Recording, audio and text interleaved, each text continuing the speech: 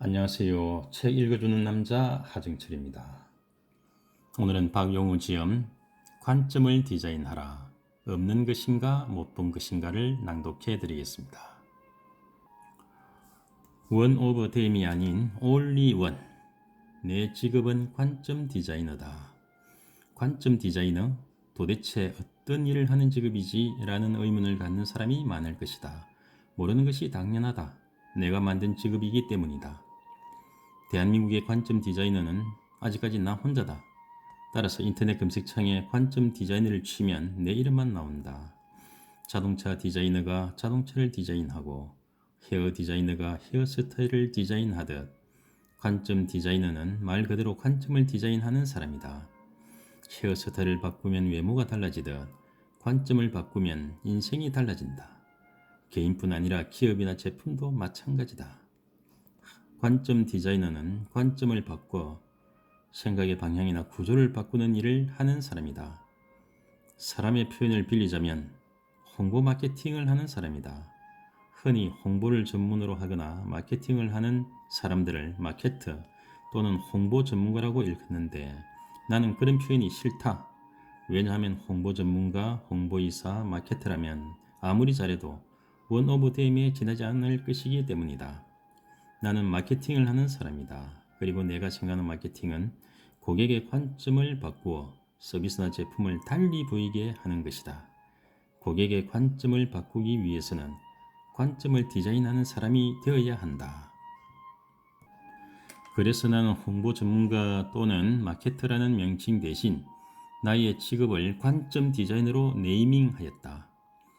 내 직업에 새로운 이름을 붙이자 나는 최초의 관점 디자이너가 되었다. 관점 디자이너 박용우가 됨으로써 나는 하나의 브랜드가 되고 사람들에게 내가 원하는 이미지로 다가서게 되었다. 나의 직업을 관점 디자이너라고 정의하면 내가 하는 일의 범위는 내가 원하는 방향으로 향하고 일의 범위도 넓어진다. 홍보라는 단어는 그와 비슷한 일을 하는 사람들의 영역을 왜곡시키는 경우가 있다. 많은 기업에서 홍보를 하는데 하는 일은 대부분 널리 알린다는 것에 포커스가 맞춰져 있다. 하지만 기업 입장에서 제품이나 서비스를 널리 알리는 것보다 더 중요한 것은 제품에 대한 고객들의 관점을 어떻게 바꿔놓을 것인가이다. 제품을 보는 사람들의 관점이 바뀌면 그 제품은 매출이 늘어나는 정도에서 그치지 않고 그야말로 붐을 일으키게 된다. 예를 들어 어린 시절 학교 군것질거리를 떠올려보자. 학부모들이 그것을 불량식품으로 인식하게 되면 우리 애가 저 나쁜 걸 사먹으면 어쩌지? 라고 걱정하겠지만 추억으로 바라보면 자신들도 한번 사서 먹어보고 싶은 추억의 먹을거리가 된다. 따라서 제대로 고객의 마음을 얻으려면 제품을 보는 사람들의 관점을 먼저 결정하고 그 방향에 적확하게 맞추어 마케팅에 집중해야 한다. 나는 어떻게 불릴 때 행복한가? 사람들에게 직업이나 신분을 물어보면 의사, 셀러리맨, 공무원, 변호사, 가정주부, 학생 등으로 대답한다. 더 상세한 대답이라고 해야 무슨 병원에서 일하는 의사, 무슨 로펌에서 변호사, 무슨 구청에서 근무하는 공무원, 무슨 고등학교 학생 정도가 고작이다. 이렇게 대답하면 그 직업에 종사하는 그들 중 하나가 된다. 여러분 스스로도 생각해보라. 누군가 직업이나 신분을 물었을 때 뭐라고 대답해 왔는가를.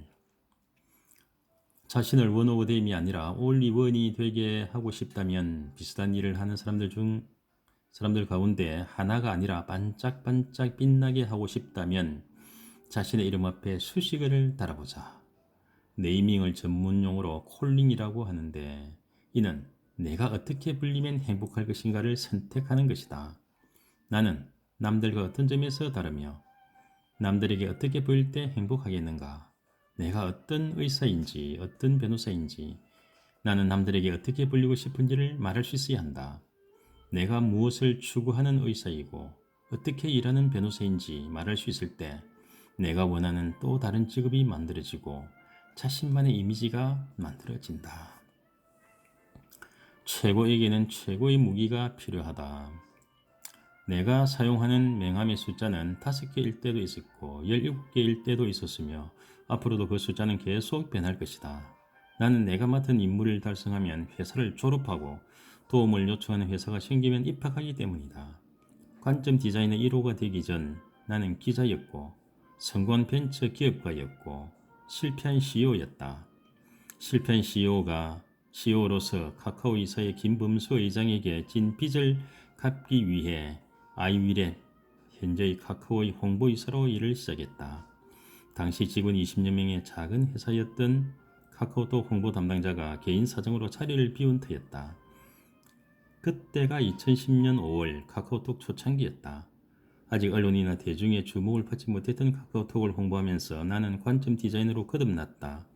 휴대폰은 사람들 사이의 소통을 위해 존재하며 카카오톡은 사람들이 서로 연결되어 있는 것이라는 새로운 관점을 만들기 위해 미친 듯이 일했다.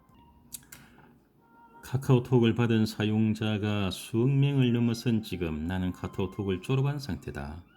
이렇게 기업과 제품을 바라보는 고객의 관점을 바꿔줌으로써 관점 디자이너로서 좋은 성과를 거두자 내 명함의 숫자는 점차 늘어나기 시작했다. 현재 600만 명이 넘게 쓰고 있는 애플리케이션 배달의 민족을 만든 우아한 형제들에서 근무하기로 결정하던 때에도 나는 내 임무를 다하면 회사를 졸업하는 것으로 계약을 했다.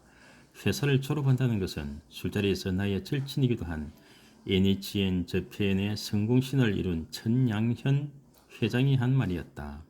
사람들은 다니던 회사를 그만둘 때 때려치웠다, 그만뒀다, 잘렸다 라고 말한다. 때려치우거나 그만둔 회사는 다시 찾아갈 수 없지만 졸업한 회사라면 언제라도 즐거운 마음으로 다시 찾아갈 수 있을 것 같지 않은가. 모교를 자랑스럽게 생각하고 언제든 다시 찾아갈 수 있는 것처럼 말이다. 며칠 뒤 우한 형제들에게서 계약서가 날아왔다. 계약서에 을에 등장하는 갑과 을의 계약 내용 대신 인상적인 문구가 쓰여 있었다. 박용우는 2천만 다운로드를 달성했을 때 회사를 졸업한다. 졸업한 후에도 2년 동안 매월 100만 원씩 지급한다. 그리고 책값을 무제한 제공한다. 이런 정도의 계약서라면 박용우로 하여금 회사를 위해 최선을 다해 일하도록 만들기 충분했다. 계약 후 어느 날 집에 노트북이 배달되었는데 당시 출시된 노트북 중 최고 사양이었다. 그리고 나에게 배달된 선물의 이유를 김봉진 대표는 이렇게 설명했다. 최고에게는 최고의 무기가 필요하지 않을까요? 그는 돈으로 사람을 고용한 것이 아니라 꿈으로 박용우를 산 것이었다. 이후 배달의 민족은 2천만 다운로드를 달성했다. 김봉진 대표는 나에게 졸업식을 해주었다. 빛나는 졸업장과 함께. 그런데 졸업식 이후 바로 입학식이 이어졌다. 우아한 형제들과 함께 더 가자는 의미의 입학식이었다. 입학식을 하며 김봉진 대표는 이렇게 말했다. 이사님과 계약할 당시 정말로 2천만 다운로드를 달성할 거라고 생각하지 못했습니다. 꿈같은 일이 현실이 되었네요. 고맙습니다. 이제 더 큰 꿈을 위해 함께 가시죠. 누가 이런 리더와 함께 일하는 것을 기꺼워하지 않겠는가? 누가 마음을 다해 일하지 않겠는가? 관점 디자이너로 나 자신과 직업을 네이밍하기 전까지 나는 어머니에게 하루 3만 원씩 용돈 받아서 쓰는 불효를 저지르던 큰 소리칠 것 하나 없는 사람이었다. 그때의 나와 지금의 나를 가르는 차이는 바로 원오브댐에서 올리원이다. 원오브댐은 일직선상에서 동시에 출발하여 한 방향으로 달리는 게임이다. 필연적으로 1등이 있고 2등이 있으며 뒤지는 사람이 있고 꼴등이 있을 수밖에 없다. 하지만 올리원은 한 점에서 동시에 출발하더라도 상하좌우 360도 모든 방향으로 제각기 달려가는 게임이다.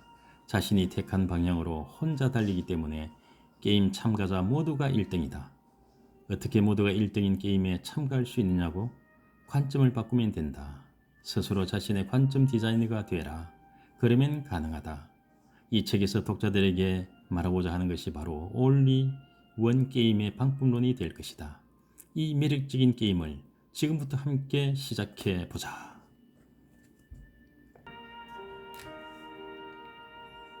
예, 오늘은 여기까지입니다.